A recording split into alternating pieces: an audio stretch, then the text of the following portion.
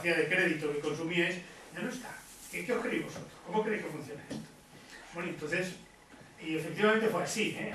Hubo estudios empíricos después que demostraron que el hecho de ponerlo en la nota o ponerlo en el balance de situación, era mejor ponerlo en el balance de situación, pero no tenía gran efecto. Vamos, que ya lo habían descontado todo el mundo, que aquello está allí. En el fondo, esto es un poco lo que ahora nos va a pasar con el leasing, porque los compromisos irrevocables por arrendamientos operativos ya están puestos en una nota. Ya están. Ya sé que en España todavía muchas empresas no se han dado cuenta de que tienen que ponerlo, pero tienen que ponerlo. Y desde luego las empresas que utilizan la normativa internacional ya lo van poniendo hace unos años, ¿no?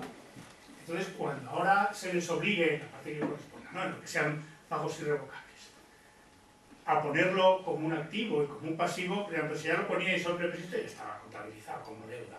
Todo el mundo ya lo tenía descontado. Bueno, esta excursión a la técnica regulatoria también es interesante porque no es inocuo esto de que algo consigamos que se ponga en la memoria, porque después poco a poco va a aparecer todas las cuentas. Y en instrumentos financieros ha habido mucho de eso, ¿no? Entonces, el primer problema, como digo, de los instrumentos financieros es, bueno, si hay riesgo, lo primero que hay que hacer, lo primero que se ha intentado y lo primero por lo que se ha peleado es porque apareciera en los estados contables.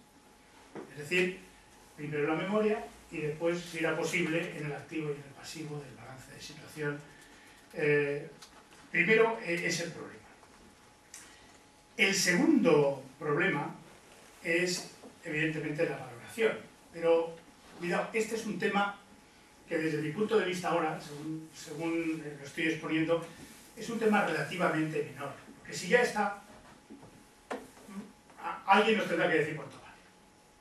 ¿De acuerdo? Y si estamos viendo instrumentos financieros por los cuales no hay que pagar nada, ¿de acuerdo? Por ejemplo, véase un swap, un contrato de futuros, pues claro, no van a decir que está, pero está con valor cero, ¿no? En algún momento tenemos que buscar un valor para poner aquí, porque si no, no está justificado abrir una cuenta de activo o abrir una cuenta de pasivo que permanentemente tiene un valor cero. Por tanto, en orden de importancia, lo primero que lo pongan, y luego lo segundo es ver cuánto vale.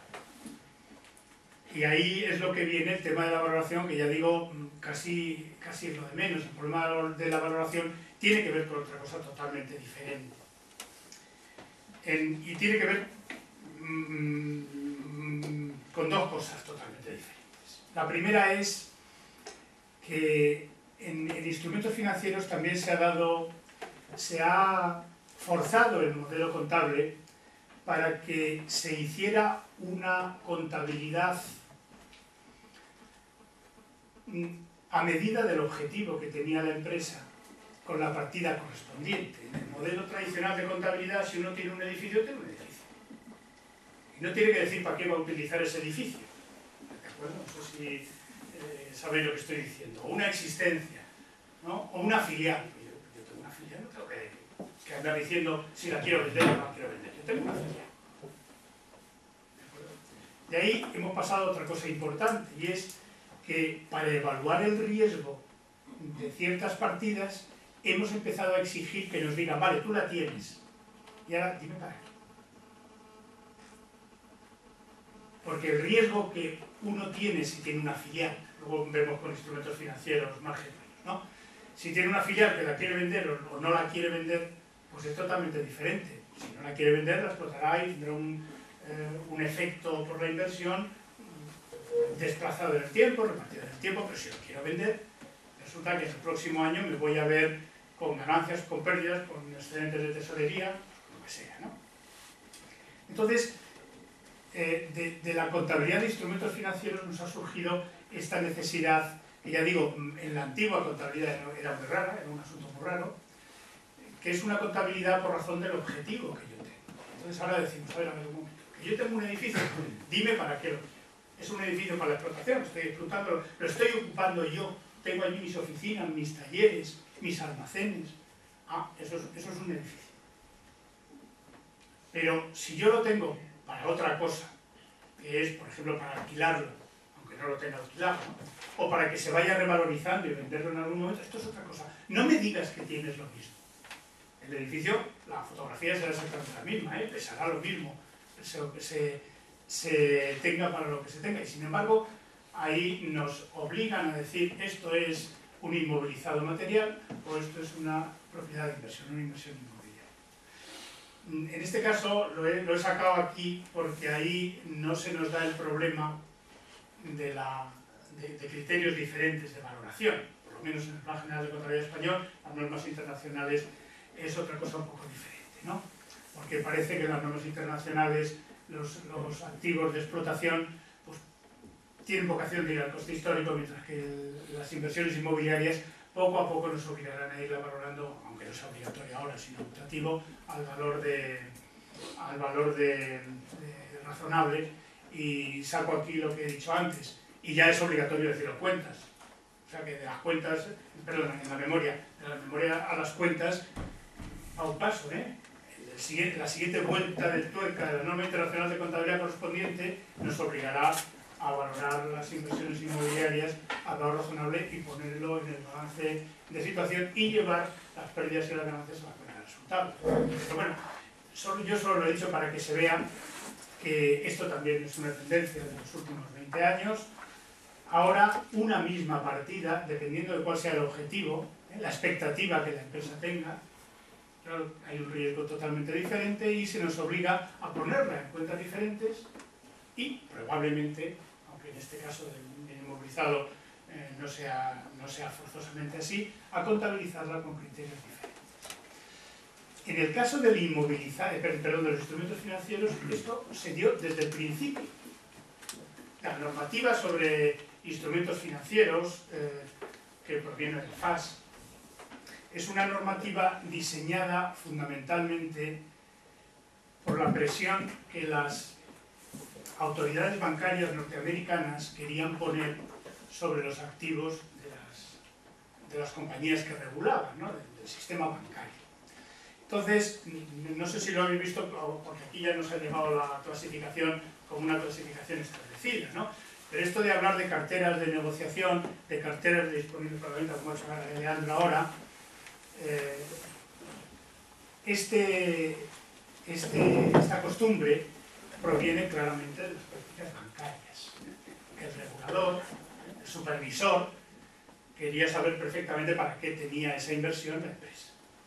Y entonces aplicaba diferentes criterios, no solo de supervisión, sino luego esto fue a Basilea, y en Basilea el consumo de capital de una cartera de inversión, de una cartera especulativa, ¿de acuerdo?, es muy diferente a una cartera mantenida para la venta o de los préstamos normales y corrientes del negocio bancario. Entonces, digamos que esa presión que empezó a surgir en las primeras normas FAS, que regularon un encuadre general de los instrumentos financieros, diciendo, pues mire usted, dígame a qué cartera pertenece. Es un préstamo normal y corriente, lo tiene usted para vender. Esto es. Entonces, de ahí nos proviene la clasificación que ahora mismo está vigente en el Plan General de Contabilidad, que es una clasificación en función del objetivo, pero cada objetivo tiene un riesgo diferente. Así, la cartera de negociación tiene un riesgo inmediato, mientras que la cartera disponible para la venta tiene un riesgo inmediato, porque primero tendré que decidir que lo voy a vender. ¿De acuerdo? Aparte de que, como las prácticas bancarias eran tan heterogéneas, siempre habría que buscar el cajón desastre. Si no caben las 4 anteriores, pues tiene que ser la quinta. Y la quinta es instrumentos disponibles para la venta, que es la que sirve para meter allí todo, pero con una penalización, ¿no?, que tiene que ir al valor razonable, al menos en la medida en que se pueda calcular. Bueno, entonces, para ir al tema de la valoración, la existencia es el primero, la valoración es el segundo, necesitamos saber para qué porras quiere esta empresa el instrumento financiero. Que nos lo diga, y entonces nosotros lo valoramos. ¿De acuerdo? Y entonces se empezó a decir, pues podemos consentir que la valoración no sea estrictamente de valor razonable siempre que la empresa no vaya a especular con ello. ¿De acuerdo?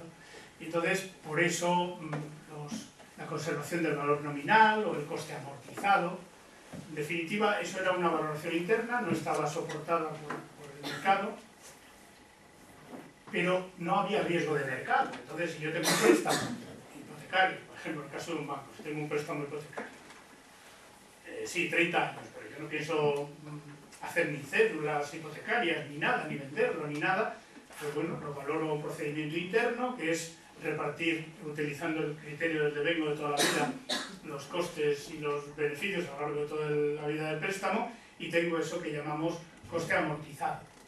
¿De acuerdo? Otra denominación exclusivamente bancaria que hace que no entendamos qué es esto del coste amortizado, porque el coste amortizado es una denominación también típicamente de los bancos para sus inversiones, porque ellos tenían que es amortizar un préstamo por recuperarlo, ¿veis? Entonces, en el coste amortizado todavía sigue vigente ese antiguo modelo de la recuperación del valor invertido, ¿no?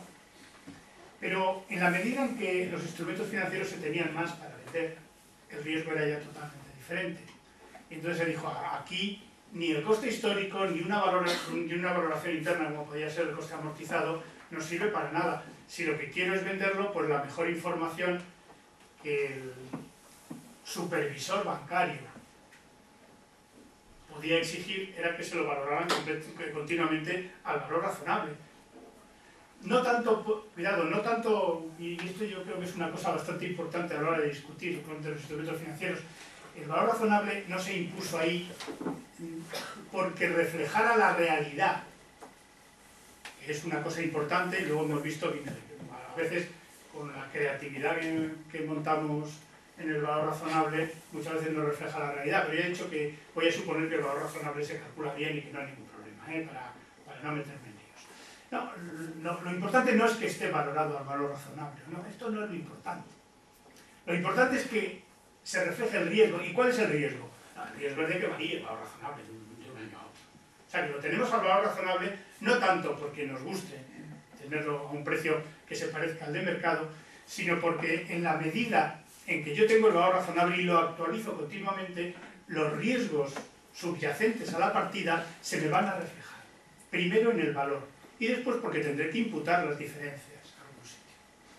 Ya sea cuenta de pérdidas y ganancias, ¿de acuerdo? O ya sea otro sitio en espera de ser realizadas.